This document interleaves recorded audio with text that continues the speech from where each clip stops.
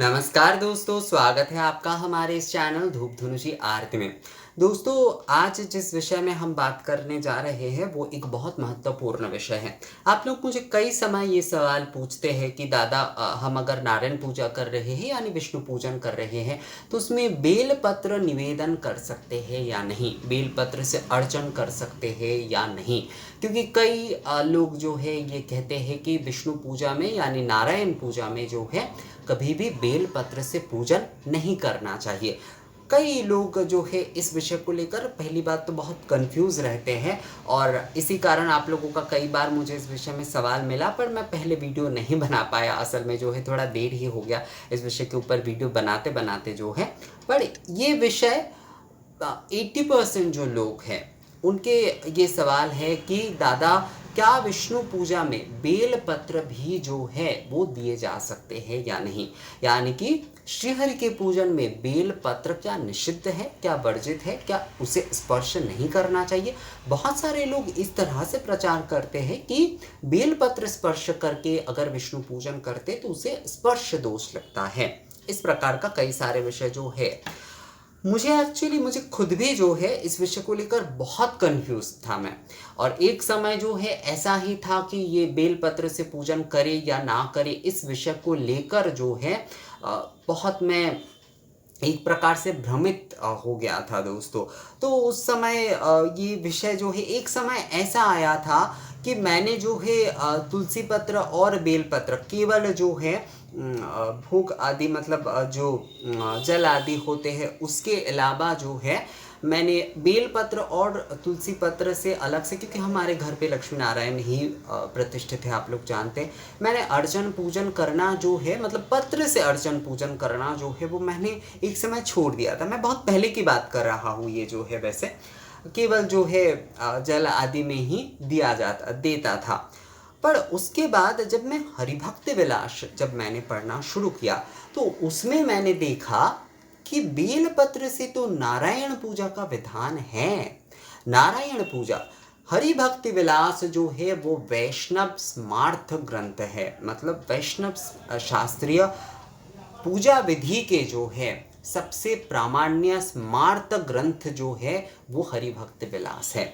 वृंदावन आदि धाम में जो है या फिर कहीं पर भी आप वैष्णव पूजा पद्धति के जो भी स्मार्त विधान देखते हैं वो हरिभक्त विलास अनुसार होता है। अब क्या होता है कई जगह पर इसके साथ साथ परंपरा भी आ जाते हैं।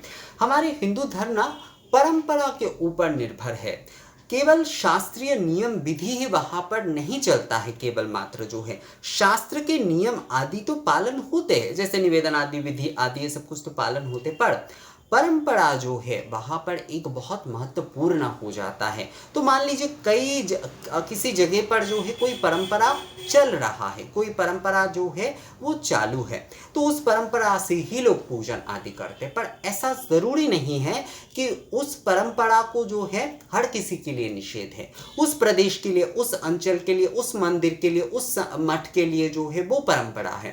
पर ऐसा बिल्कुल जरूरी नहीं है कि सभी के लिए जो है वो निषेध है, क्योंकि वो परंपरा है। शास्त्र कुछ और कह ही सकता है। शास्त्रीय नियम के साथ परंपरा जुड़ जाते हैं और परंपरा बहुत महत्वपूर्ण हो जाते हैं।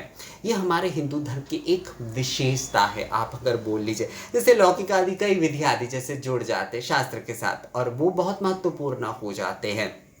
तो बिल्लपत्र आदि के विषय में भी यही विषय है, क्योंकि हरिभक्त विलास में क्या कहा जा रहा है, बामणे मतलब जो है बामण पुराण अनुसार जो है हरिभक्त विलास क्या है, सारे जो वैष्णव जो शास्त्र आदि है उनका सार जो है, वैष्णव शास्त्र मतलब आगम पुराण आदि सभी का सार जो है ये एक सार ग्रंथ है, सार स्मार्त ग्रंथ है। इसलिए इसे सबसे प्रामाण्य पूजा विधि आदि के लिए सबसे प्रामाण्य ग्रंथ हरि भक्ति विलास को माना जाता है। इसलिए नाम भी यही है दोस्तों, देखिए हरि भक्ति विलास। हरि की भक्ति करने के लिए जो विधि आदि होंगे वो आपको संपूर्णता सारे पुराण आगम आदि के, वैष्णव आगम आदि पुराण आदि सभी के सार जो है आपको हरि भक्ति विलास में मिलेंगे। दुर्लभ होता जा रहा है ये ग्रंथ जो है धीरे धीरे। वैसे पीडीएफ आदि मौजूद है पर ग्रंथ के रूप में बहुत दुर्लभ होता जा रहा है, पर बहुत ही जो है उत्कृष्ट ग्रंथ, बहुत उत्तम ग्रंथ है दोस्तों। तो यहाँ पर देखिए कहा गया है बामणे बिल्लपत्रं शमीपत्रं पत्रं भृंग रजस्य तमालाम्लकी पत्रं शस्तं केशव पूजन। अर्थात वामन पुराण के अनुसार बिल्लपत्र, शमीपत्र, भृंगराजपत्र, तमालपत्र और आमलकी पत्र, आमलकी अर्थात जो है आंवले की पत्र जो है वो हरि पूजा में यानी कि केशव के पूजन में प्रशस्त है। बिल्लपत्रं समीपत्रं पत्रं भृंगरजश्च तमालाम्लकी पत्रं शस्तं केशव पूजने।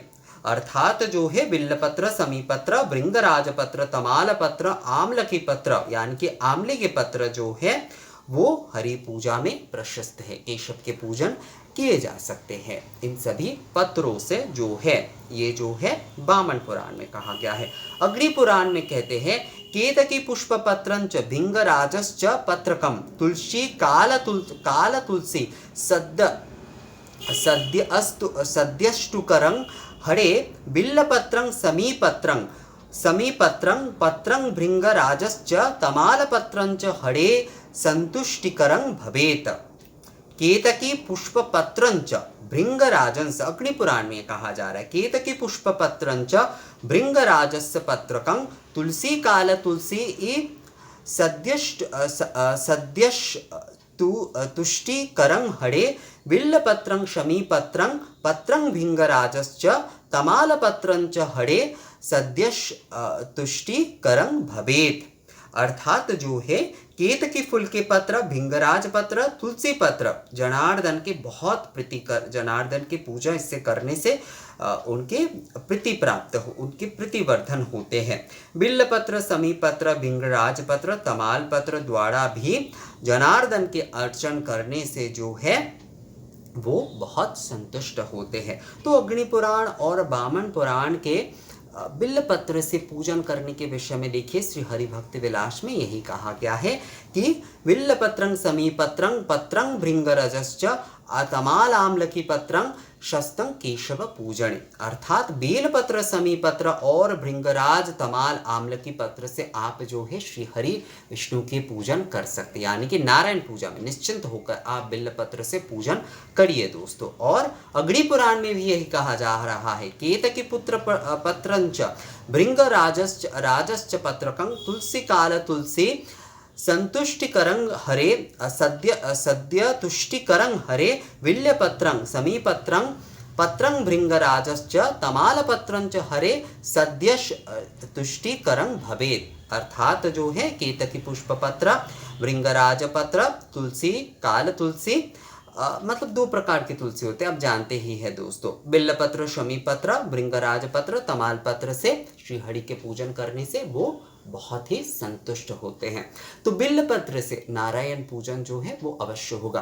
पर हमेशा जो है हम जब भी नारायण पूजा करेंगे तो तुलसी पत्र और बिल्लपत्र जो है हमें दोनों ही देना चाहिए। नारायण पूजा में जो है तुलसी पत्र विशेष रूप में दिया जाता है, अर्थात नारायण को सारे पत्रों में जो है वो तुलसी पत्र प्रिय है सबसे ज़्यादा। देखिए हम हर जैसे माँ को जो है देवी पूजा में, दुर्गा पूजा में मान लीजिए माँ को हम कई प्रकार के पुष्प आदि देते हैं, पर माँ को लाल कमल के पुष्प, जबा पुष्प जो है ये सब प्रिय होते हैं। सभी पुष्प ही उन्हें प्रिय है पर ये विशेषकर प्रिय होते हैं। तो उसी प्रकार श्री हरि को जो है तुलसी पत्र विशेष प्रिय है, तो आप तुलसी पत्र अवश्य दे नारायण पूजन में जो है। पर बिल्ल पत्र से पूजन करने में कोई समस्या नहीं है। आप जब षोडशोपचार, दशोपचार आदि विधि के समय अगर आप सचंदन बिल्ल पत्र जो है नारायण पूजा में देते हैं तो किसी भी प्रकार की कोई समस्या नहीं है। लोगों की बातों में जो है ना ध्यान मत दीजिए दोस्तों, क्योंकि लोग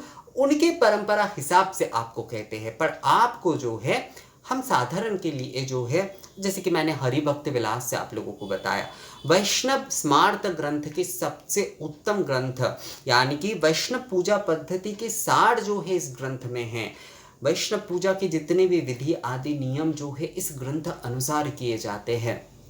तो इसमें जब कहा जा रहा है कि बिल्वपत्र से पूजन हम कर सकते हैं, तो इन सारे विषयों में किसी की बातें आदि में जो है भ्रमित होने की आपको ज़रूरत नहीं है दोस्तों। तो आप जो है श्रीहरि के पूजन में जब आप केवल श्री नारायण के या श्री विष्णु के पूजन कर रहे हैं या फिर माता लक्ष्मी के साथ भी उनके पूजन कर रहे हैं, आप जो है श्रीहरि को बिल्वपत्र से पूजन करिएगा। शालग्राम यहाँ पर मैं एक बात बता देता हूँ दोस्तों कि शालग्राम शिला के ऊपर जो है बिल्वपत्र अलग से नहीं दिए जाते। ये आप जो है जब ताम्र पात्र आदि रखेंगे उसके ऊपर आप निवेदन करिए।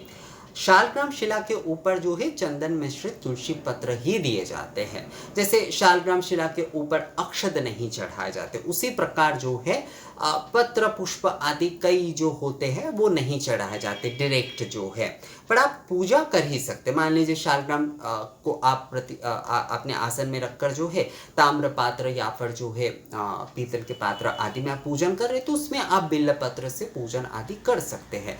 आप चित्र में नारायण पूजा कर रहे हैं या मूर्ति में नारायण पूजा कर सकते, सभी को आप बिल्वपत्र जो है वो अर्पण कर सकते हैं, पर शालग्राम के ऊपर मत चढ़ाइएगा। कलश में आप मान लीजिए पूजा कर रहे हैं श्री हरि विष्णु के या श्री नारायण के जो है जिस भावना से भी आप पूजन कर रहे हैं, तो उस कलश के ऊपर आप दे सकते हैं। ताम्र पात्र में अगर कर रहे हैं तो ताम्र पात्र में आप दे सकते हैं। मूल विषय यही है कि बेलपत्र से नारायण पूजन जो है वो किया जा सकता है, उसमें कोई बाधा नहीं है, कोई निषेध नहीं है। तो आप जो है सचंदन बेलपत्र जो है श्री नारायण को अवश्य जो है पूजन करिए, निवेदन करिए दोस्तों। तो दोस्तों ये वीडियो आप लोगों को कैसा लगा मुझे कमेंट्स करके ज़रूर बताइएगा। अगर ये वीडियो अच्छा लगा है तो इसे लाइक और शेयर भी ज़रूर कर दीजिएगा। मिलते हैं आपसे अगले वीडियो में, तब तक के लिए नमस्कार।